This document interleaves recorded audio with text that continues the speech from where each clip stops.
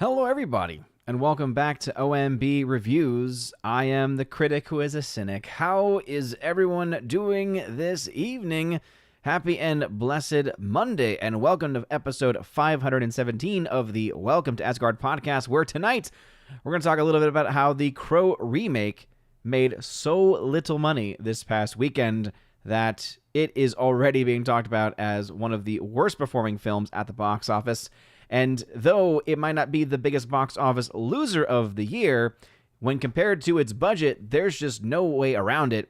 It is a unmitigated disaster for everyone involved with that project.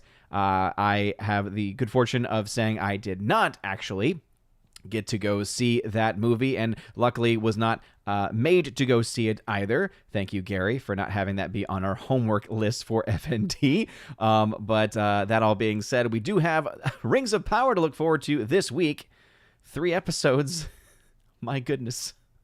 I am not ready for it. I'm not. I just, my brain, so many memories that I've just memory hold to keep myself sane with that show. But we'll talk about The Crow, and also we'll talk about some other box office related things because, yeah, Deadpool Wolverine still doing very, very well. $1.2 billion. In the case of Inside Out 2, $1.65 billion, roughly. So has a chance of $1.7 billion because of it having delayed releases in various international markets, where it recently crossed $1 billion just in the international markets alone. So lots of things going on to talk about. But yeah, this past weekend was not a very good weekend for the box office, and especially with several films coming out over the upcoming Labor Day weekend, none of which really seem like they're going to be all that big.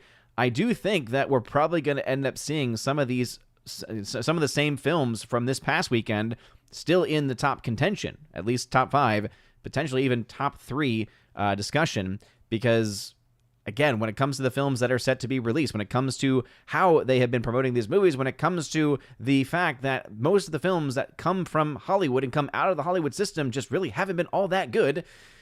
Again, it kind of is easy to forget that sometimes when you have massive hits like Inside Out 2 and Deadpool Wolverine, and even moderately successful films like Alien Romulus, which I know has a lot of people on many, many different sides of that particular issue, right? Lots of opinions on it, but the fact still remains that the money is very clear. The numbers don't lie, all right?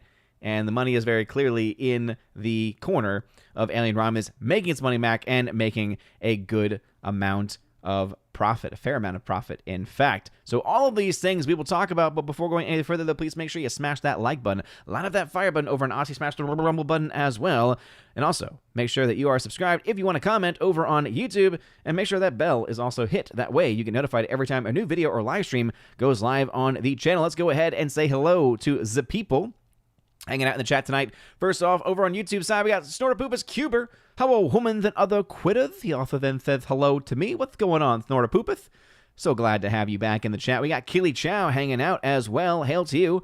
Asking how Thor, Freya, and baby, I guess you meant to say the baby Sif. Baby Sif is doing very well. She was a tired little baby. Had to have her night bottle early tonight because she was very sleepy, so I got to do that. I don't often get to do that because the Lady Freya is often the one taking care of her, and I'm usually the one taking care of baby Thor. That's just the way that it tends to be. He is definitely still a daddy's boy, so I am just his go-to. And so it's always nice when I have those moments, though, because she's just so little. She just turned 11 months. It's kind of crazy to think that she is just a month out from being a full year. It's just insane. And then not too long after that, baby Thor is gonna be 4. It's just kind of crazy how quickly time is flying, not just in life, but especially in their lives. Things definitely change. Your perspective on time changes quite a bit when you have kids, because you get to actually see it, right? You get to see the day-to-day. But then even though you're seeing the day-to-day changes, you're seeing the day-to-day developments, you're also at the same time like, where did the time go? Like, it wasn't long ago where baby Thor wasn't able to have different conversations that we're able to have now, right? And his imagination is just so amazing, right? We watch over the weekend will watch shows. I don't know if anyone's ever heard of the show called The Wildcrats before, but he's obsessed with it. He loves all the different animals that they talk about on there.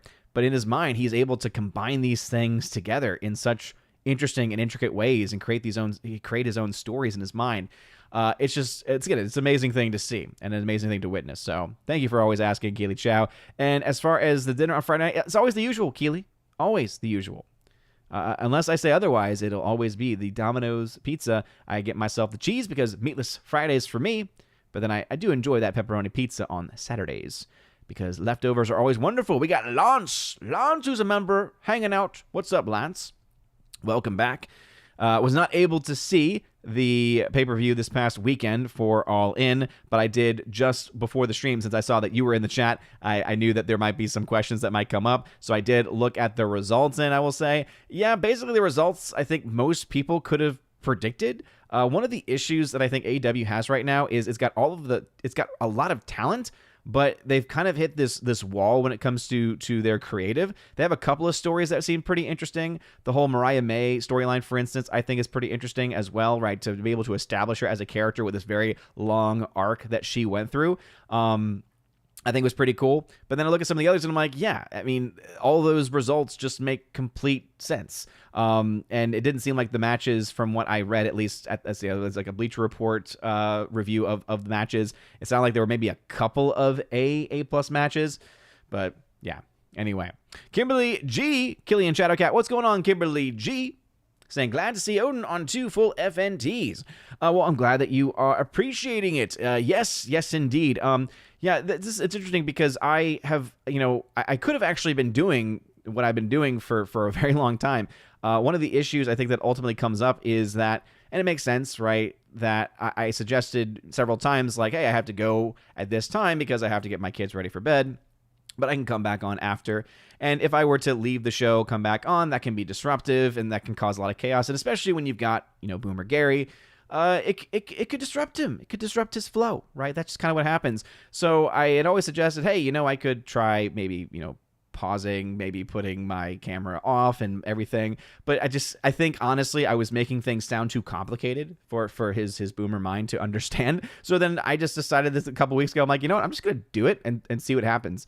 And sure enough, I did, and it seems to be working, especially with the bonus hour that we're doing over on the Green Machine, and with how long the show has been going, because we're trying to make sure we get to all of the super chats on the YouTube side of things. It's an extensively long show. We did over 5 hours this past Friday, and so it's like, okay, going out for 45 minutes, because that's basically all I need is 45 minutes to be able to help take over for getting Baby Thor ready, essentially, and get him in bed. It seems to be working. So 2 weeks in a row. The only thing they had to do this week was they did have to make room at one point, so I had to be put in the background for a little bit. But again, it's one of the things that you can kind of do there. Carl Jacobs, what's going on, Carl Jacobs? Welcome back. Glad to have you here. Gary Banjo Sandwich Worthington hanging out, saying, hello, brother and chatters. Hello, Gary Banjo Sandwich. Welcome back. Thanatos Felicitas says, hello, Odin, from somewhere in time, specifically 7:33 p.m. Eastern Time. When Thanatos sent that, the Master of Gaming, who is a member, hail to you. We got the man with the orange hat saying, hail Odin. Insane happenings on my channel. Had a video that has over 6,000 approaching 7,000 views. Never happens on my channel. Other good news, Snow White trailer, 1 million dislikes. Yes. Both things, wonderful news. I saw that as it was coming in, so congratulations, Orange Hat. That is awesome. It is always one of those very cool things to see when your channel, and a video specifically on your channel, does something that it's never done before. That's happened to me a couple of times. I still have like one video that like over 100,000 views. It's kind of crazy to think that I had a video that ever got to over 100,000 views, but it happened. And so, I will say you do want to have that level of excitement for sure, but then also make sure, because I learned this the hard way, that you do have those tempered expectations as well, because I thought, oh man, if this happened for this video, it's going to happen for a lot of them. And then, it, never didn't happen. But it's always a good thing, right? It's more exposure, more people watching your content, watching your stuff. And so awesome. That's so awesome to hear that, Orange Hat. Let's see. Prince Screen, who's a member, saying, hail Odin. What's up, Prince Screen? What's going on? Wirren of Blech. I hope I'm saying that somewhat correctly. Weirin, what's going on? Welcome. We got Bruce hanging out. What's going on? Bruce, Bianca Zombie hanging out over on the Green Machine. What's up, Bianca? Welcome back. Welcome. Hello. We got GMonkey76 hanging out in the chat. We got Forever Sci-Fi, who is a member here on the channel, saying, hail to you, Forever Sci-Fi. Thanks for being here. Rob D, try to say, hey, Odin, I watched 2 movies this weekend, The Beekeeper and Bad Boys Ride or Die. In the case of Beekeeper, I can at least say it's a lot better than I thought it was going to be. I remember when the trailer came out, just looked like it would be complete and utter garbage, and it turned out to be a decent film. Definitely was not the best film of the year by a long shot, but it was a mostly fun experience. It was a low rad score for me on the Criticalist scale. Gary Banjo Sandwich says, Odin, 41% for The Crow, Crowtastrophe, 41%. Is that a percentage that is supposed to mean something to me? Because there's a much more accurate percent that I would much rather you be using, and it's one that I know that you happen to use, and that's the Criticalist percentage right now, because this one matters a lot more. 23 voters, 26% certified bogus is what the verdict is currently with the voters over there. Kind of interesting, right? When it comes to the range of votes, obviously mostly heinous and bogus scores. You do have the Bastion Black, 56% decent, holding up a little bit, 55% decent from, I don't even know how to pronounce that name. So you have basically the highest score that's being given to this movie is a decent score. And it's probably coming from people that maybe have never seen The Crow, and so they have got no, like, here's the thing, all right? And it needs to be said, and I did pop in for a second over on the lovely ladies over on Force of Light. Shout out to Force of Light Entertainment. And it has to be said, okay? And it has to be said by someone who can speak to it from a bit of a more objective lens here. And again, I'm not trying to say I have further knowledge than anybody else, right? But The Crow 1994 is overrated. The people that typically come out to defend that movie and think of it in fond ways are usually coming from 2 different places. One, they're coming at it because they're coming from a place of they saw it when they were younger, they maybe even saw it in theaters, and so they have that nostalgia connection to it. And 2, because of the tragic real-life story of the death of Brandon Lee connected with that film. Those are really the 2 main reasons why people have a lot of fond memories or have a lot of love for that film. Watching it much later in life, looking at the film as a film, it's got a lot of problems, just objectively speaking, right? And so for me, it's like, I'm sorry, like even when it comes to Brandon Lee, again, tragic thing that happened, but his over-the-top performance is just all over the place. There's just no other way to put that. Like, when he is quiet, when he has those very soft moments, those are the best ones. But then when he goes like this crazy, loud, again, it feels so disjointed. And I think it really comes down to the director at that point, because the director is the one giving the direction, right, for the actors to follow. And it's like that uneven tone really bothered me throughout the entire film. I actually started to rewatch it. I'm actually in the process of rewatching it right now, because I was like, yeah, I don't remember liking it the first time that I watched it a few years ago, within the past few years. And so I'm like, let me go ahead and try and watch it again. And I'm like 75% of the way for the film, and I still have the same exact thoughts, trying to be a lot more open-minded. Now, again, this is not a defense of this remake, and I really put this in quotes, remake, because I just watched Critical Drinker's review, shout out to him, of course, and from what his description of the story was, yeah, I'm sorry, this is not the same story. This is not the same movie in almost any way. And some of the best reviews I've heard about the film have really been, this is really not a remake of The Crow. This is just, again, they're calling it The Crow. There's some connection in some way, but in reality, it's something for a modern audience. And because of that, I think that's probably why it's getting as much hatred as it is getting. So, and again, the film is not good by any means from what everyone has been saying about it. The box office also does not help in that matter either, because you're getting $4.5 million in your domestic opening. I mean, that's abysmal. Some of the worst box office that we've seen in a $50 million reported budget. Yeah, you're not making your money back on that one, all right? You're looking at, a lot of money being lost on this movie. But I do think that one of the reasons why I like Criticalist as well is that those decent scores, to me, probably sound like the more trustworthy ones to look at, because it's coming from a place where I imagine many of them are either not fans of the original or are not nearly as connected to that original and are looking at this as kind of its own thing. And again, that doesn't mean that what it is any good. I can only speak, because I have not seen the film myself, can only speak from this, kind of this outsider's lens. But again, I think that all the things that I've just mentioned had to be said at some point. We got Wendy Hunter hanging out in the chat. What's going on, Wendy? Hello. Sorry I'm late. No problem at all, Wendy. Welcome back. Welcome back, Wendy. Always glad to have you here. Absolutely. R.I.P. to Sid Vicious, who passed away. I just saw that earlier on YouTube of all places. Sometimes I get breaking news from my YouTube feed, and as I was going through videos to add to my playlist, I saw that one of the channels that just pops up, on my recommended mentioned that he had died. And it's kind of weird seeing his name mentioned, because I'd always just known him as Sid Vicious. So yeah, absolutely rest in peace to Sid Vicious. We got Jeremy Sikowski. What is going on? Welcome. Forever Sci-Fi. What looks worse, the Crow remake or the War of the Rohirrim trailer? Ooh, Forever Sci-Fi. Man, I'm going to have to say the Crow, because the trailer just did not make me want to see it. And everything about the images that I've seen from the film, especially the ones in the... Because I really don't think I had actually maybe even seen a full trailer, or at least was not aware or conscious that I was watching the Crow remake trailer. Because when I was watching the video, that the review that Critical Drinker did, a lot of the things that I was seeing in his footage, I was like, oh, I actually had no idea that this person was in the film. Or, oh yeah, I actually didn't know and didn't recognize really any of those images. So I really have no basis for that, except for what has been said about it. I have seen the War of the Rohirrim trailer, and though I think that the War of the Rohirrim trailer is terrible for many different reasons, most notably, you hear the name, the War of the Rohirrim, and you don't think girl boss. And yet that's exactly what you get in that trailer. And it's kind of like one of those moments too, where you're like, look, I know that Hollywood is kind of obsessed with this. I know this is a huge modern trope. It's something that they just cannot seem to stop doing. But at the same time, you're just like, really?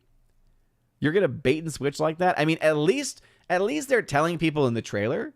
At least it's not like they released a really awesome trailer just to bait and switch people when they actually go to the theater. So at least we kind of have this understanding now of, oh, okay, this is the direction you're going with it. Okay, I got it. Thank you for at least saving me getting too excited for it. But yeah, I think that any excitement that anyone had for that movie has probably thrown it out the window. The animation looks fine. Some of the voice acting looks like it's going to be decent too.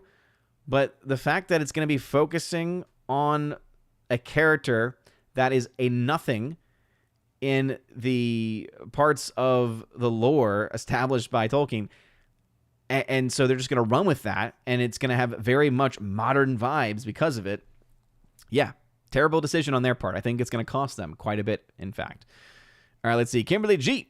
Get yourself some fantastic ice cream if you have to suffer 3 episodes. Oh, believe me, I will definitely be having something sweet.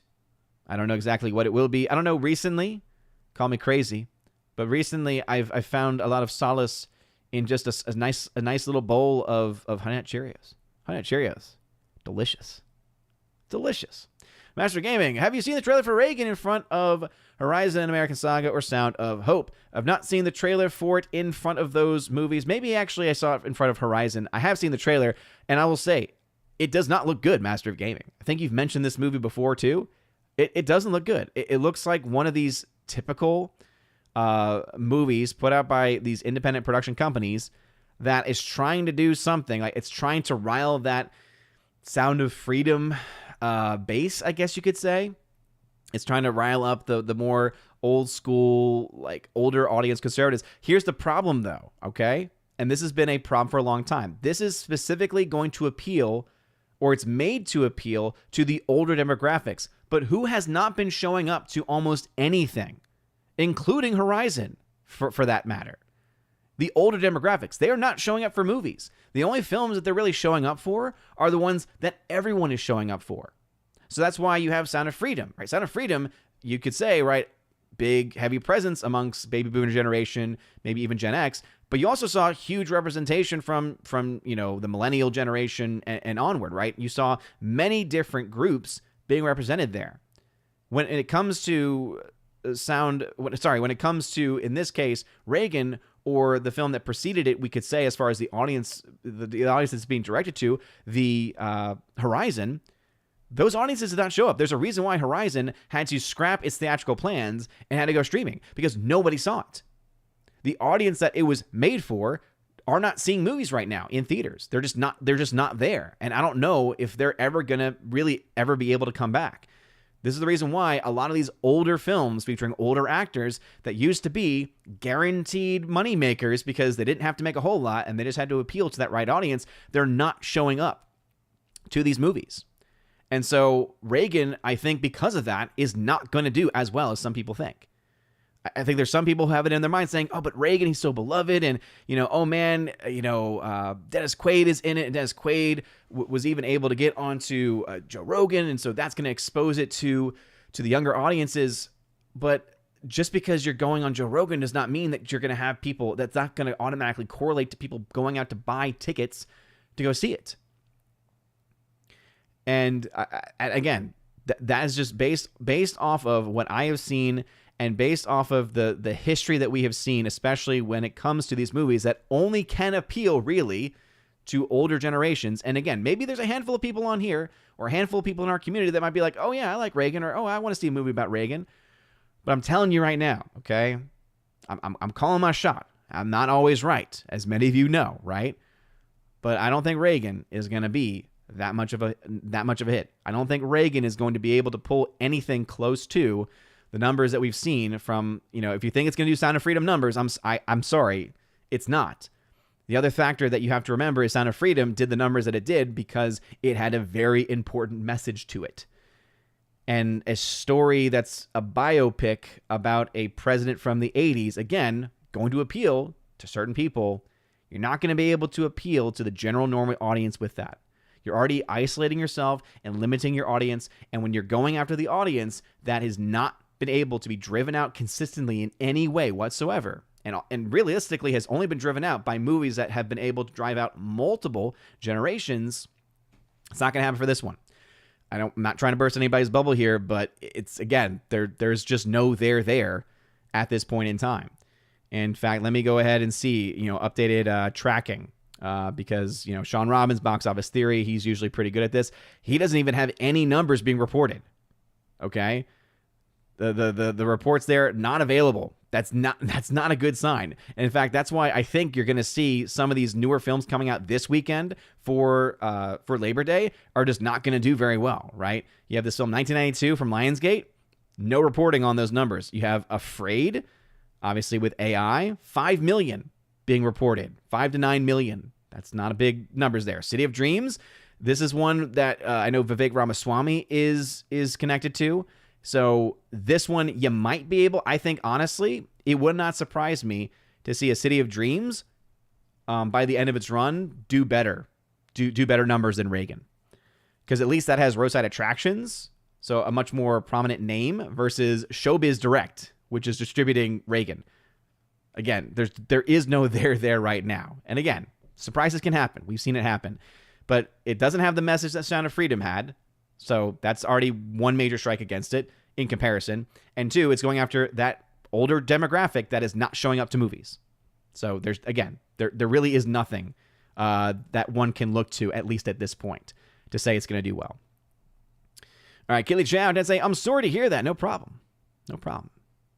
Physics Channel, Kenny Lee, what's going on, Physics Channel? How have you been, and how is school going? I've been doing fine. School, doing well. I can't believe already 2 full weeks in. Just started our 3rd full week. First test coming up. We do an introduction to philosophy. Always one of my favorite sections, getting to talk about the first credited philosopher of Thales, as I like to call him, Thales, because it helps the kids remember. Thales, whales, water. I believe that water was the substance, the essence, the principle that unites everything together, the source of all things. And then going all the way through Aristotle.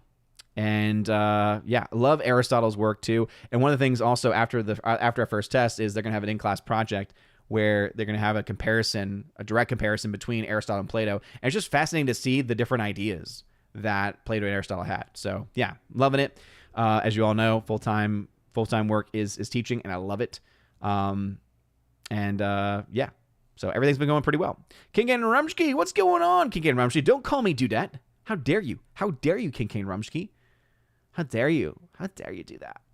Gilly Chow, they grew up so fast. Seriously, insane how quickly. Icthulu, what's going on, brother? Happy Monday. Good evening to you all. Good evening to you as well. Robbie says, with the failure of Ungenly Warfare, Borderlands, and The Crow, I'm thinking we're going to see Lionsgate layoffs headlines by the end of the year. Yeah, I forgot that they were all from the same studio. Yeah, Lionsgate, man, have they been not doing well this year? Now that you mention it, yeah. And they've been one of the studios where they've not been the best performing of the studios by any means, but they've not been the worst. This year, I think, right now, they are on track to be the worst performing studio. And I would say the only competition they have are the likes of Apple and the likes of Amazon. Because in the case of Amazon and Apple, they are spending hundreds of millions of dollars on movies that no one's watching. Whereas in the case of the Lionsgate thing, no one's watching their movies, but they're not spending nearly as much money. So, you know. And in the case of Amazon and Apple, multi-billion trillion dollar corporations that are making plenty of money elsewhere. Can't really say the same thing when it comes to Lionsgate. Let's see. Prince Green, I've heard before that pineapple on pizza is really good. How dare you say that, Prince Green? How dare you say that, okay? You know that there is only one response that I can give to anyone who says that about pineapple on pizza. You leave me no choice but to declare you excommunicado. You left me no choice. Breaks my heart, but you leave me no choice, Prince Green, you excommunicado. You done it now. Kikain Rumsky over on Green Machine. Rewatching Alien, only halfway through it, but seeing it with older eyes, I just noticed how much Ripley resembles an HR lady. I mean, yeah, when you think about the look that she has, I mean, it is funny to hear the comparison between it and Romulus, because one of the things that I hear a lot is the whole like, oh, but it's just so much sexier. And I'm like, I hate that language just in general, as you all know. That's just not me. But at the same time, I also think about, like, especially the hairstyle that Ripley was rocking. And you're like, wait a minute. This is not typically what you would think of as being, you know, a part of that discussion. But yeah, I think it's a good point to be made, Kikain Rumsky, for sure. The movie's phenomenal, right? Both Aliens are great. I obviously prefer Aliens because I am not as much of a horror fan, much more of an action film fan. Aliens, obviously, much more of an action film than the horror film that is the original OG Alien. Though I did appreciate the fact that Romulus had a lot of throwbacks to that original thriller. All right, let us see here. Master of Game Music member saying, I'm glad Gary doesn't force you to watch The Crow and Borderlands for homework. Yeah, it was very nice. It was very nice. But then again, I think it was all in preparation because keep in mind, okay? Yeah, it's nice. All right, it's nice for Gary to do that. All right, thanks, Gary, for throwing us that bone of not making us watch Borderlands or The Crow. But guess what? This week, 3 episodes. So roughly, 3 hours, 2.5 to 3 hours of Rings of Power. And then in the next few weeks, we've got Agatha All Along. So at one point, we'll be watching both Agatha All Along and Rings of Power. And for the full-time YouTubers that are going to be able to make tons of content off of it, great. But for the sanity of everyone involved, including my own, oh goodness. Oh, goodness.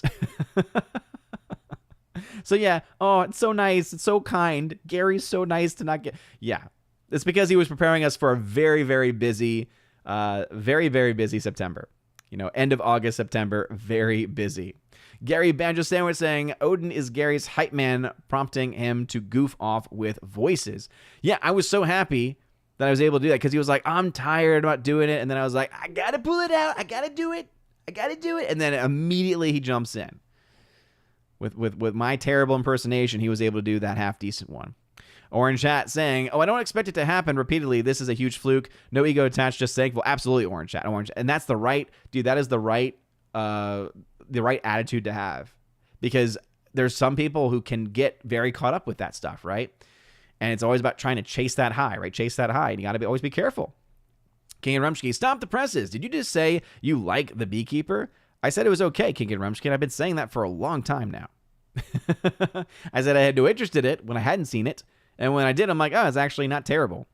I think I gave it like a 65%. Mr. Spinach, what's going on? Prince Screen tagged and is a member saying the Green Band trailer of the Crow trailer was hilarious. They literally took out all of the violence and just made it look like an emo love movie. I don't even remember seeing a red band version. Dang. Abomination over to Odyssey. What's up, Abomination? More name-only content, pretty much. CM Chunk, what is going on? Master of Gaming, saying here, have you seen the trailer for City of Dreams in front of Sound of Hope? Again, not in front of Sound of Hope. I have seen the trailer City of Dreams, though, because Vivek Ramaswamy, I saw, had posted it out, and I decided to look at it. It looks interesting. I definitely think, as I said, in comparison between that and Reagan, I think the better bet is City of Dreams to do better long-term. I'm your boy. Welcome. Orange Chat had to say, my thought is that people were not ready for another adaptation of The Crow, especially since reminders of the Brandon Lee tragedy from 3 years ago with Alec Baldwin shooting a woman. That's a good point, too. Yeah, I mean, again, it's also, as far as why The Crow 2024 is doing bad, there's a lot of other reasons, okay? One, the box office is not back. You know, I know we've had that joke, that kind of long-running joke for the summer. It's like, is the box office back? People are going to say that it is because you have $2 billion films this past summer. But then you actually talk to people who follow the box office and you say, yeah, here's the problem, though. Whereas Deadpool Wolverine doing phenomenally. You have, of course, Inside Out 2 doing phenomenally. Despicable Me 4 doing really well. Alien Romulus on the path to do pretty well. You look and see all of the other films that are either heavy spenders, medium spenders, or even on the low end, and you've got mostly bad news. Mostly bad news. Because people are not going out of their way to see the mid-budgeted film, right? Or the lower budgeted film. It really are only the films that are either massive IPs with massive marketing budgets that are also able to entertain and please audiences enough to give it good word of mouth. Or, and this is the key, as you can see, you're welcome for that rhyme, you have smaller budgeted films that have gotten really great word of mouth, like Longlegs, for instance, and it's done well because of that. So word of mouth is really the name of the game, right? And it's been that way for a while, but especially in the market that we have today. But I think that that's the bigger reason as to why, because, again, movies in general have not been doing well. You add on top of that this is a remake of a film that is a cult film. It's a cult classic for a reason. It's got a very small niche audience. The first film didn't make a whole lot of money in its original theatrical run.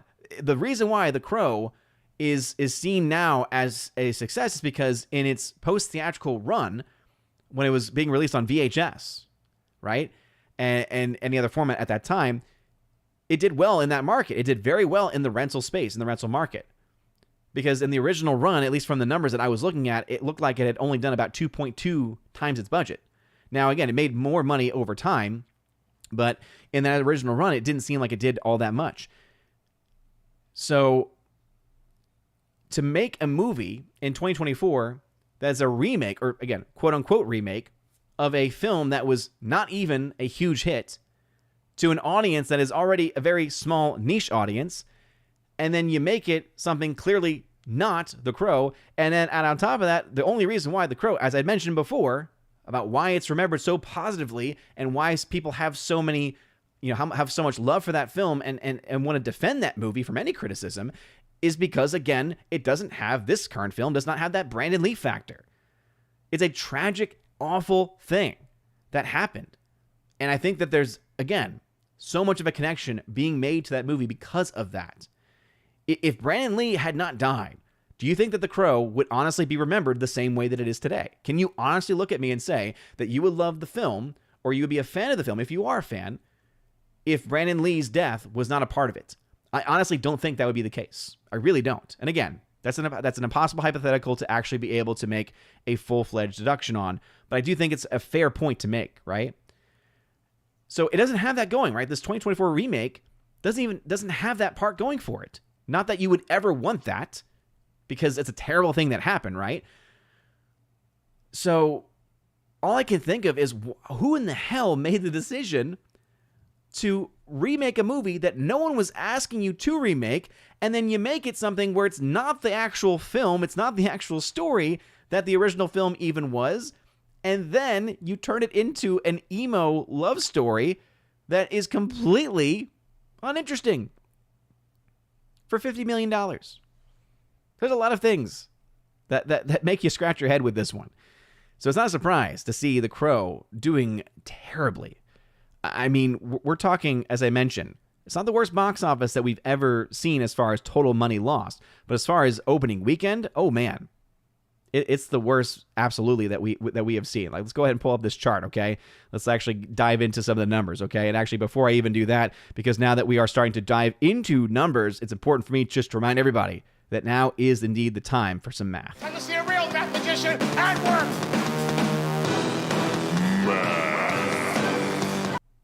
Didn't even have to be prompted this time for that, but we have some math to talk about. And as you can see right here from the chart, 4.6 million domestic opening as of the last time that these numbers updated. Let me see if I can get this refreshed. So is that 4.6? Yep, still at 4.6 there. Internationally, only 3.8 million was being reported. Now, the numbers.com has actually not even fully updated its numbers yet to even reflect it. It's got it still in like hundreds of thousands international, but the report is around 3.8. So we're talking about a total opening weekend of $8.4 million. Just to kind of give you a bit of a comparison. So again, $50 million budget means it's not as big of a loser as some of the other films that we've seen, right? It's around $70 million right now in the red, based off of the typical standards. But let's do some comparisons. 8.4 million is less than what Borderlands' global opening was, which made 8.8. Now, it was able to get up to, and I say that very sarcastically, it was able to reach the heights of 21.2 million by the end of 2 weeks. I don't think The Crow is going to be able to get anywhere close to that 21 million. I really don't. I would not be surprised if The Crow is looking at like 15 by the end of next weekend, because no one is going to see this thing, all right?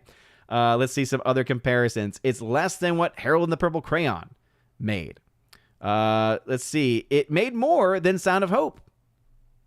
So take that for what it's worth.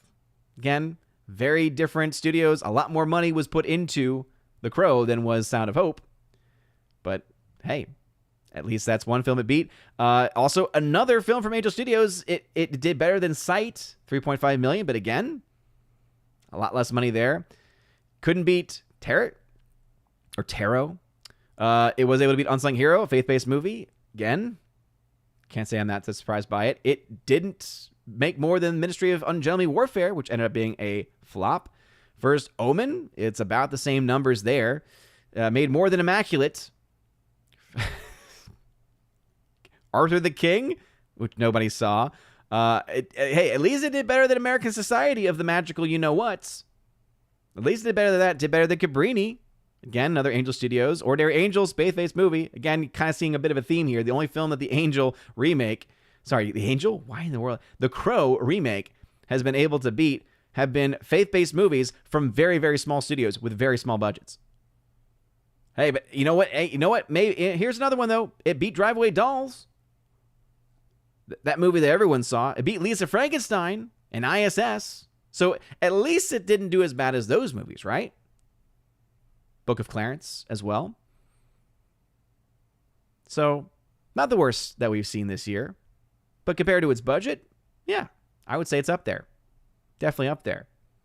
And again, I go back to that criticless community because I think that this is also speaking very importantly about this issue, right? This is a bogus movie. Again, this is coming from a very mixed group of people, right? You have people that are going to give it some very, very low scores. And I would say maybe too harsh. When people give films zeros, I'm like, okay, I'm sorry. You got to at least give some credit for, I've heard the fight sequence in the movie's pretty good. At least you got to give a few points for that, if you're going to be honest, I think. It's the same reason why I hate when people give 100% scores, because it's like, come on. Most films are nowhere even close to 100%. Going over the numbers.com, as you can see, right, the most recent up-to-date numbers that we have, is this is what is even better, right? So not only did The Crow only make 4.6 million, it was 8th as a new release in over 2,700 screens, and it lost to, I mentioned this in my box office breakdown for this past weekend, it lost to the 15-year anniversary, week 2 of Coraline. Now, Coraline is a solid movie, okay? Really big fan of Coraline, but it came out 15 years ago, and this was the second weekend of its re-release. And The Crow, brand new, could not even beat that. That's awful. In fact, it barely beat the 8th weekend for Despicable Me 4. So, The Crow, yeah, it's not doing the numbers. It is not fulfilling the needs that it has to make its money back, and it's not going to. All right, let's get back into the chat. Let's see. We got Michael Brigette saying, Happy Odin. Hey, Odin. Happy Odin. Hey, Odin. Happy Monday. I love the trailer for the new Christopher Reeve doc Superman. Got my ticket for it next month. I heard about it. Have not seen it myself. As you all know, I am not the biggest fan of OG Superman. I know people love it. I will say Christopher Reeve is the best part of it by far. I can at least agree with that. Forever Sci-Fi is a member saying, I saw Disparu's video. Hera also finds a long-lost group of female warriors. The trailer hides that part. Well, there you go. See, Bruce tagging to say, to me, Rohirrim looks like a neat-looking anime movie, the type I've seen many times. I'll enjoy it being an anime fan. Yeah, I guess here's the problem, Bruce, okay? I understand where you're coming from. If this was a Studio Ghibli film and it was telling a story similar to something that we've seen from Lord of the Rings, I would agree. The problem is that this is an adaptation of Tolkien's work, and it is following the same exact footprint that has been followed by modern-day Amazon Ring of Power and by modern Hollywood. So again, if we were talking about a very different movie, and again, as you mentioned, actual anime, then I would agree with you. But we're not talking about that. We're talking about a westernized version using an anime style, but still telling a modern American Western story through the work of Tolkien. And I think that is barbarous. I think that is something that should not be supported. So this is just a trailer, but I'm sorry that the trailer is kind of hitting something home that is a bit egregious, to be kind as I can be. King and Rumsky, remember, kick or be kicking, and you know and I know that you're only half the man that I am, and I am half the brain that you do. I feel like that's from somewhere, and I'm just completely missing it. Orange Chat, let me say something. Who is Sid Vicious? Because the one that comes up on search is a wrestler who died in 1979. Oh, man, I'm sorry. I think I messed that one up then. I could have sworn he was Sid Vicious. I could have sworn that was how he was called. But maybe I'm incorrect there. Keely Chow. It's from an era that I was not actually watching. Keely Chow, I have to go. Hey, Keely Chow, thank you for stopping by. CM Chunk, did you see the trailer for the new film? I have not seen the new trailer for Christopher Reeve documentary, but I imagine it's probably going to be pretty good. Victor Fontaine, what is going on? Hail to you. Let's see. Carl Jacobs tried to say, we aren't showing up because there is nothing to show up for. They don't make movies for us, and these independent movies are presumed to have quality problems. Yeah, Carl Jacobs. I think you're talking there about why why the older generations are not going to the movies that are made for them. And yeah, I agree. And I can speak to this having seen Horizon. Horizon has a lot of quality problems. It's overly long, and that's not just it's so long. No, it's overly long because the pacing and the editing is not very good. It is not a well-told story. It's something that should have been broken down to be and written as a series. I mean, that's what it should have been, but it wasn't. And unfortunately so, because you have a lot of money behind that project. You have a lot of names attached to that project as well. And that is one of the problems that we're seeing. And as I said, right, as many people that might really want to go see this Reagan movie, I'm sorry, there's nothing about that trailer that makes me think, oh, this is going to be a really groundbreaking film. Forever Sci-Fi, who is a member, saying, I liked Reagan, but I wouldn't expect either side to make an objective movie about him and don't really want to see this movie. Yeah, again, it's a biopic about a president from the 1980s everything that I've just said appeals probably to a very specific demographic who are not going to see movies, typically. Wendy Hunter. Oh, I agree with your thoughts on Reagan. Glad to hear it. Wendy Hunter says, thanks for tagging. School doesn't start where I live until after Labor Day. I mean, yeah, colleges in general don't start till after Labor Day. But yeah, here in the South, I think it's probably more common in this place. We start early August, but that's also because we get out mid-May. Whereas I think any place that starts after Labor Day, you're probably going until June, at least as far as high school is concerned, I feel. I remember that when I was younger, we had the grammar school that I went to, we had a couple of years where we would go into the first week of June. But I think that was like just lower school, so that made a little bit more sense for that to be the actual case. So, and for the South, it makes a lot more sense because of the weather, basically, right? All right, let's see. Rab D. I remember in school we learned about 4 philosophers: Aristotle, Plato, Socrates, and I can't remember the 4th one. Okay, if it's Aristotle, Plato, and Socrates, the only one I can think of would be the one that Socrates would have kind of been up against, which was Protagoras. He was one of the sophists, where we get that term sophistry from, is from a lot of the ideas that were held by Protagoras and many of his ilk. He was known for saying, his quote is, "Man is the measure of all things." Essentially, he and the sophists believed that that I am the measure of myself. I can only know what I know, and therefore, who am I to judge what other people think or do? And therefore, there is no objective morality, because if I think something is good, then it is good. And if someone else says something is good, well, then it is good, because who am I to say that they are wrong? Basically, it's the birth of what eventually becomes known as moral relativism, right? Where everyone is correct and no one can ever be wrong, the denial of objective reality. And in many ways, we could see a lot of impact on our modern culture today. Prince Green, Lionsgate is 2024's Warner Brothers. Ooh, that is definitely a good shout. Good shout. Just Joe 47, welcome. Yeah, I think basically in my head, thought Sid Vicious and Psycho Sid were the same person. And again, that's my fault. That's my bad. But it's also because it's a wrestler that's not from the generation that I actually grew up with. So I had always known of him and heard of him. But clearly I may have mixed up those two wrestlers. Prince Green, but either way, rest in peace, Sid. Prince Green tend to say, I'm not even into alien movies, but I must say Kaylee Spanny is much more attractive than Sigourney Weaver. Again, Prince Green says that. And another thing too, right, is some of the complaints about it were like, well, yeah, I mean, it's just so it's not nearly as sexy as, and I'm like, I'm sorry, like that. If that's one of your concerns about the movie, I don't know. That to me kind of indicates a bit of a problem, where it's like, well, there's no sex appeal. It's like you're kind of really wanting and desiring that. I don't know. I feel like that speaks to something there. But one of the things that was, again, being complained about was, oh, well, you had Sigourney Weaver, and she had, no bra in the first one, and she was in her underwear. And it's like, oh, man. And what's going on in this one? It's like, okay, the girl in this one at one point was wearing some pretty short shorts, too.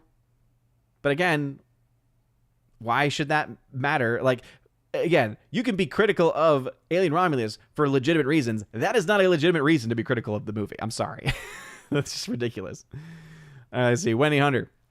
Try to say, oh no, that doesn't sound like a good trade-off with what you have to watch. Nope, it does not. Because those two movies will not come anywhere close to the runtime of Rings of Power and Agatha All Along. So, Hardwick, what's going on? Welcome back to the chat. General Ursus, welcome to the chat. Hail to you. Again, if you have a comment or question, just put at Odin at the very beginning of a comment, at Odin. Let us know that you're trying to get my attention. Of course, you can of course also super chat or donate via Streamlabs if you want your comment read faster. If you are a member on the YouTube side of things, typically you don't have to do nearly as much. Let's see. Hardwick, you mostly liked Alien Romulus. Mostly. I did, Hardwick, because it is mostly a good film. It's a thrilling movie. I don't know what else there is to say about it, all right? Is it a good Alien film compared to the others? No. If we're doing comparisons, yeah. The film is dog crap compared to Alien and Aliens, But as a film featuring aliens that is a thriller, yeah, I found myself thrilled.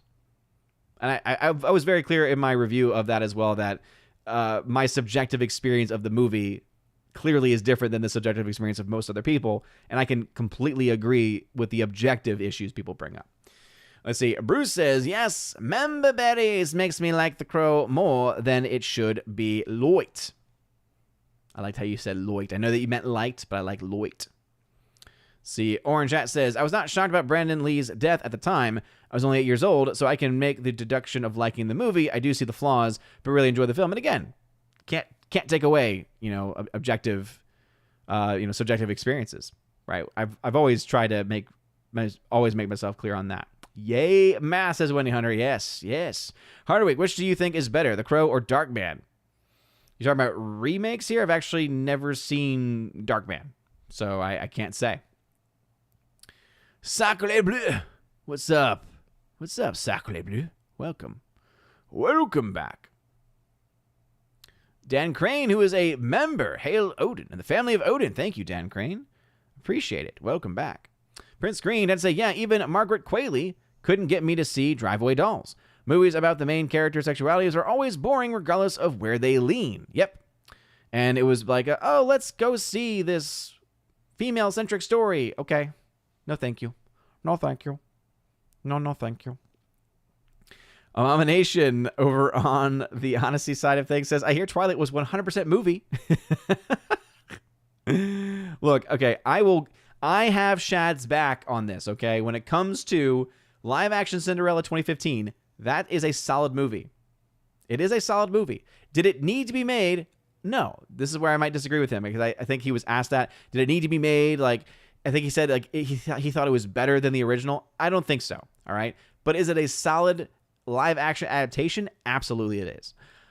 I cannot possibly fathom how he defends Twilight. I really can't. Justin C. Thoughts on how Beetlejuice 2 will do? I think it's going to do pretty well. If the trailers are any indication, and they are not always an indication, all right? It could do really well. Right now, early tracking, according to Box Office Theory, is $81 to $94 million opening domestic, $88 million on average. Yeah, I could see that. I could see it being, for me, I would say low end 60 million domestic, high end 100 plus. So if the film is good, that's a huge if, right? If the film actually is good, and if it's as good as the trailers indicate, and the trailers seem to make it look, then I think it could do really, really well. Abomination, Odin's favorite is obviously Superman 4. I didn't even get that far. Bruce, I do understand what you're saying in response to my post. Oh, absolutely, Bruce. Absolutely. And again, I can never take away anyone's subjective enjoyment of anything. It's not my job to do that. What I will always try to do is always be clear about when I am making objective points versus subjective points, because there is a difference between them. Michael Riette, Sid went by Sid Vicious, Sid Justice, and Psycho Sid, probably most well known as Psycho Sid in mid-late 90s. Okay, so I'm not crazy here. All right, so I don't know who they looked up then, who they said died a long time ago. I'm very confused now. Now I feel like I'm confused myself. I could have sworn that I was correct. Now I don't even know what to think anymore. I was starting to question my own wrestling creds. You made me question my own wrestling. Was it Bruce who did that? Keegan Rumsky. I think King Kane's going to clear it up here. Just checking to see if you knew those awesome quotes from Psycho Sid Vicious. Okay, yeah, clearly I don't. Right, and that part of me was completely right. That was still very much accurate, right? Which is, that's not from my era. I know of him, but I really don't know him. Ben Dowdy, I think, is clearing this up. Sid Vicious was a punk bass player in the 70s. Another Sid Vicious was a pro wrestler in the 80s, 90s. So what you may have found and looked up is Sid Vicious, the punk rocker, died however many years ago, but Sid Vicious, the wrestler, just passed away. Thought I was correct there. Icthulu, have you talked to your students about what Mr. Beast does? It's a huge life lesson about fame, greed, lies, and corruption. I've not. Typically, that kind of stuff does not come in. I try and keep anything related to YouTube out of that class. Like, again, that's just not my place to bring that kind of stuff up. Now, we do talk morality, and so if someone were to bring up that as an example, yeah, absolutely, we could have that conversation. For instance, one of the things that we do when we talk about Play-Doh is there's a great video explanation from a professor at Hillsdale College who does a breakdown and explanation of the allegory of the cave from Play-Doh, and it's a brilliant breakdown. But even the allegory of the cave itself is brilliant, right?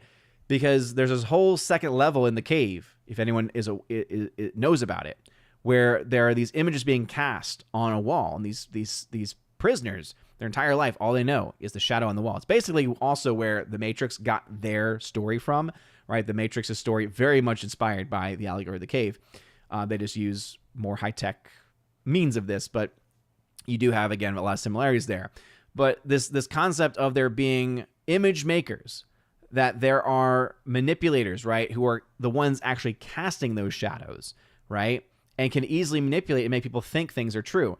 And what was interesting is that in our conversation, some of these kids are getting very, very bright, and a lot of them were kind of picking up kind of the direction that one of the questions that I asked was, okay, where can we see this in the modern world?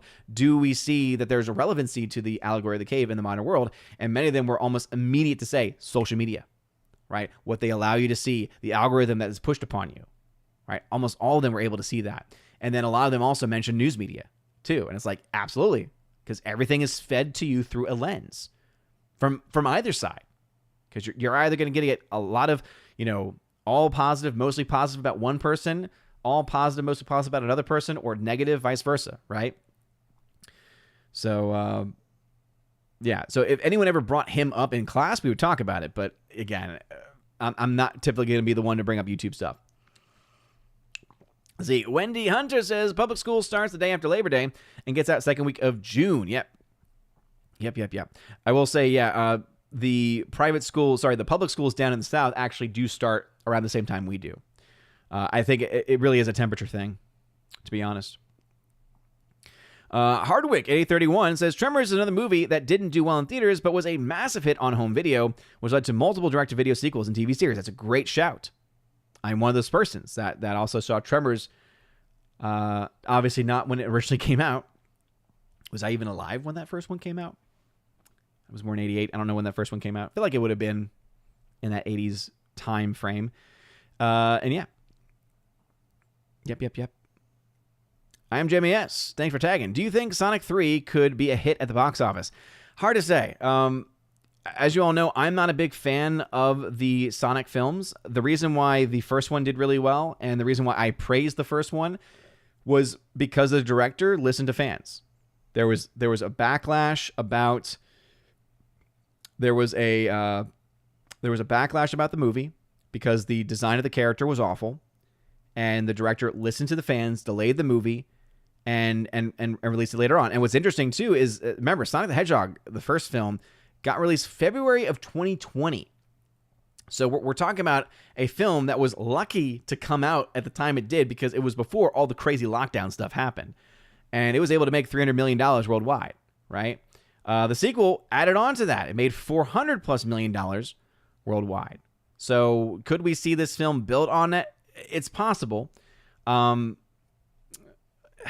it's really hard. For me, it's hard to really see that more clearly because I don't think the second one was that much. I don't think the second one was $100 million better than the first one. I think the first one is infinitely better than the second one.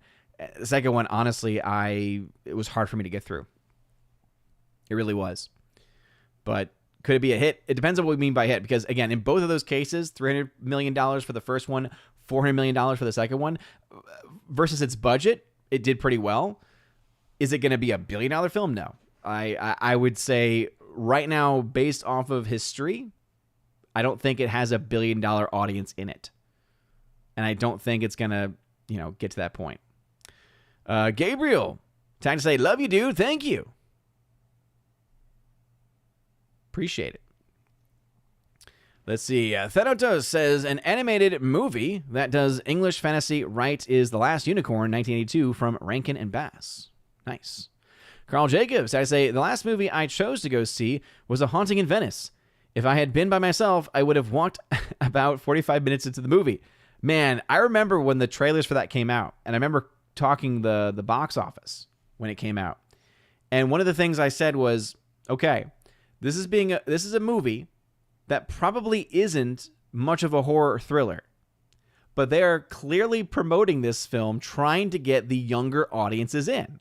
Right, Carl? Like, again, I think you're still in the same vein, right? Speaking to, the older audiences and then them not showing up. So it was funny because for Haunting in Venice, it was almost like the studio said, okay, they haven't been showing up, right? They didn't really show up for Death on the Nile, even though that film also wasn't that great.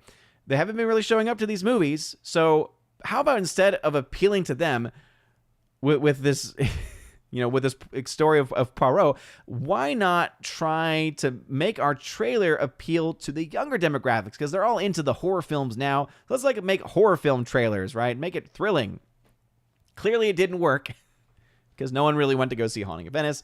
Can't say I'm that surprised that the film wasn't all that great either. Dan Crane, thank you for being a member at the Citizen of Asgard level for 27 months in a row. Thank you, brother. Appreciate that. Let's see. Heartbreak Rage at 836. Did you see the latest Megalopolis trailer while it was up, and what did you think? I did not, but I've heard so much about it. Really bad form on whoever gave the okay on that trailer. Joey Horn. What's going on, Joey Horn? Welcome back. Appreciate you being here. Thanks for being a member here on the channel as well. Rob D, have you picked up any 4Ks recently? Any you're hoping to see on sale for Black Friday? Oh, man. I'm not even really thinking that far ahead at this point. I'm always happy to see 4Ks on sale. Honestly, if some of the older films that have been released on 4K go on sale for less than $10, it'd be really cool to start to see. I know that we're still a little ways away from this. It'd be really cool to see some like $5 to $8 4K sales. I think that would be pretty good. I think that would be pretty good. Let's see. Master of Gaming apparently is fighting the consensus that the others have made on this. Odin, it's Sid Udai who passed away, not Sid Vicious. Again, I think we have confirmed that it's the same person. And just for my own validation, since trusting others does not always... Okay, yes, so you are incorrect. All right? He is Sid Vicious. Can't believe that we had to go this far. All right, here we go, everybody. All right? So the debate is over. Yes, Sid Udai is his name, but look at this. His name was Sid Vicious. He was 63 years old. Rest in peace, Sid Vicious. I was correct the first time. Man. Master of Gaming. Come on, man. Prince Screen. Remember the Still a Better Love Story Than Twilight memes? Oh, yes. Yes. And my favorite one that I immediately thought of was the first 5 minutes of Up is an infinitely better love story than anything that was in the Twilight series. Let's see. Bruce. I know it's a mad thing, but I am a twihard. I do not even understand. Hey, Bruce, at least you admit it, and at least you admit it's insane. So I got to give you credit for that, okay? And I think I've mentioned this before. I have read the first Twilight book, okay? But there's a reason. You know how people, oftentimes, when you're like, man, Twilight sucks, and their immediate response is, well, have you even read the book? Well, the movie's not a good representation of the book. Have you read the book? I went on my way to read the book just so I could, in my back pocket, have the, oh, yeah, I did read the book, and it's awful. It's really, really bad. It drove me crazy.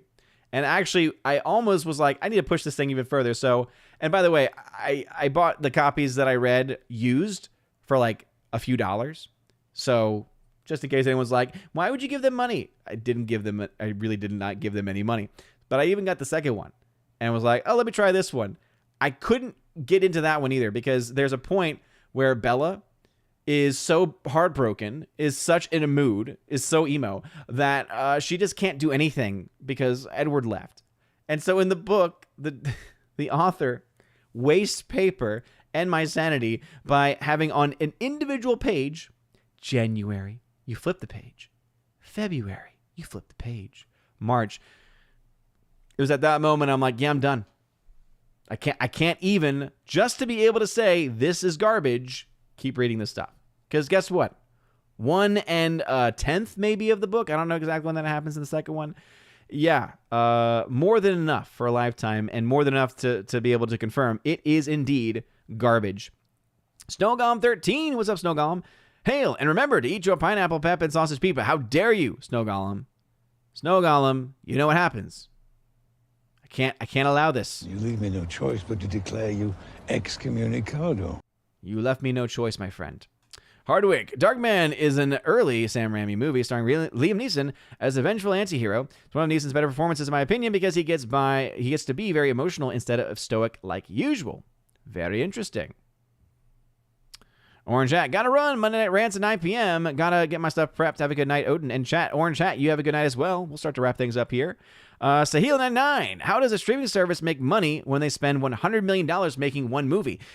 Sahil, that's the best question. And I still don't quite understand it, right? You think back to the old school Netflix days. It made sense because you had the deals made between Netflix and the studios, right, to get the rights, and then the massive user base that you would be able to get from the big movies you could get, right? But now that everything is so kind of watered down because everyone has their own pond, as it were, and so it's like, hey, do you want to pay extra money to swim in our pond, or do you want to pay even more money to be in this pond over here for slightly different content, right? It's ridiculous what we've gotten into.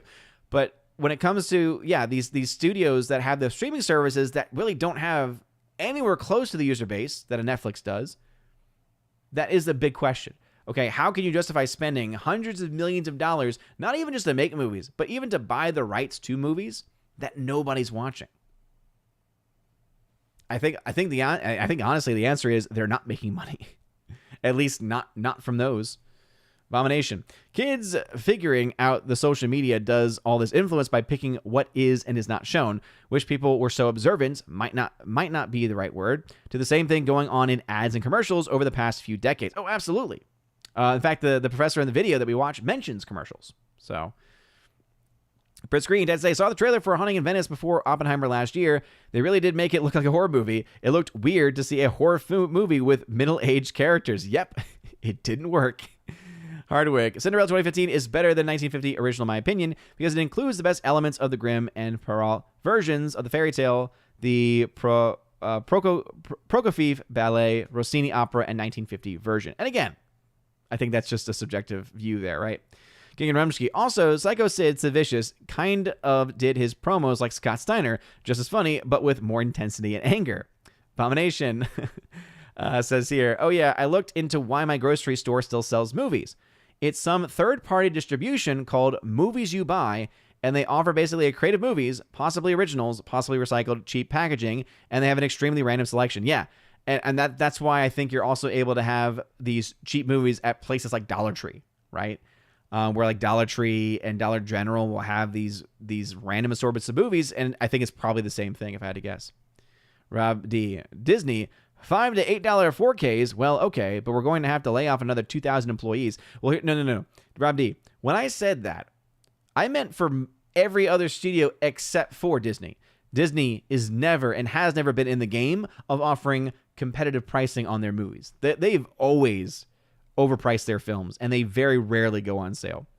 Hardwick, wait a minute. You've read Twilight, but not Dracula? Let's see. Yeah. But again, think about this. I'm not a big reader. The writing for Twilight is so simplistic versus, again, a much more dense style for Dracula. If that's not a compliment to Twilight, by the way, and it's not a dig at Dracula. It's that my brain cannot process the brilliance that is the writing for Dracula, but consuming the nonsense that is the second grade reading level that is the original Twilight books. Hopefully that gets across. It's definitely not a dig on Dracula, I can say that much. Oh, man. All right, Cthulhu. Hey now, that money doesn't launder itself. You stop picking on those poor multi-billion-dollar corporations. They have feels too. Snowgolem also adds on, oh hey, they have them at the local supermarket. There you go. All right, so we're going to go ahead and start to wrap things up there. Abomination says, sounds like Twilight is perfectly my speed. Yes. If you want completely stupid writing, and I try to usually avoid saying, oh, that's just stupid. Stupid, basic writing that honestly in today's world would have been the product of AI is another way of kind of comparing it. But think about if a high schooler that had at least a good grasp on general grammar, meaning they knew where to put periods and commas and things like that, but had simple sentence structure, that's what Twilight is. It's like a high schooler who can kind of write okay, writes a book, is essentially what Twilight is. You're welcome. Prince Green, you read Twilight. That's one strike on your man card, my friend. Prince Green, did you not hear the explanation that I gave as to why I read it? It was not out of any interest in it. It was rather because I wanted to be able to tell anyone who said, well, have you even read it? Yes, I did, and it's awful. I literally read it out of spite, Prince Green. If there's any justification for reading that nonsense, it's to read it out of spite. It's like when people go to see movies that either look bad or seem like they're going to be really bad. Why are you going to watch it? Because I want to be able to talk about it. It's no different than any of your favorite YouTubers who go out and see movies that we either know will be bad or likely have a chance of being bad, coming back to tell you that it's bad. Why they watch it? Because you have to be able to watch it and had to have seen it to talk about it. Cthulhu, sparkle on, Odin, sparkle on. Don't even get me started on that nonsense. Snow Golem, don't do it. There is plenty of better movies to watch. Wendy Hunter, thanks for the great show. Have a good night. You too. Abomination, not movie, the books. Sounds like they're more my speed. Exactly. Prince Screen, come on, admit it. You liked it. I definitely did not. King Kane Rumsky, were you on Team Edward or Team Jacob? I was on Team Bring in Van Helsing. That's whose team I was on. Prince Screen, just joking, of course. I was hoping Prince Screen, but sometimes you just can't tell with text. Rob D, Odin must read 50 Shades of Grey in order to give a fair review of the trilogy. See, I draw a line there, Rob D, because that's just like, what's the word for it? Snuff, essentially pornography in written form. Yeah, no, thank you. I will avert my eyes at that. Okay. Snow Golem, Teen Blade, yes. Snow Golem, yes. Van Helsing, Blade, either one does the trick. Hardwick, have you ever seen Studio C's Twilight filibuster comedy sketch? I've seen a lot of Studio C stuff. I don't remember if I've seen that one myself. One of my favorite, there's a hilarious Australian who does a lot of really funny voiceover stuff, but he has a huge obsession with Twilight. But he likes to he dresses up in the different characters, but then he speaks with his very outrageous Australian accent. And so he's adding R's to everything. It's hilarious.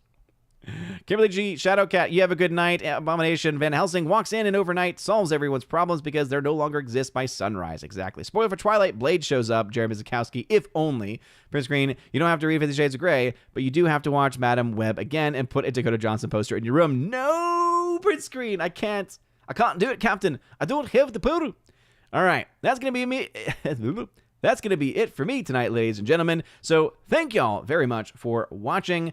This has been a lot of fun. As always, it is on these Monday evenings. Hope that y'all are enjoying and able to take in these Monday nights, the new time and the new day to start.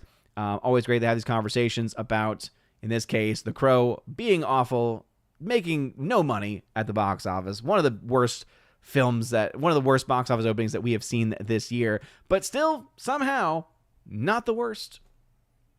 Kind of amazing when you think about it, but that's going to be it. Please make sure that y'all smash that like button, light up that fire button, Aussie, and smash the button as well before y'all head out. It really does help out a lot with the channel. Also, share the video out. If you're on any of those platforms, share it out. That also is very, very helpful for the algorithms and such. If you're watching this after the fact, leave a comment, engage. I try to check up with the comments whenever I can and respond when I can, at least with a heart, to show that I appreciate your comment and appreciate your participation in that. So that's going to be it for me. That's going to be it for me, ladies and gentlemen. I have to go get some Honey Nut Cheerios or something because I need something sweet and I don't have any ice cream. You guys are wonderful. Have an amazing rest of your evening. And as always, God bless.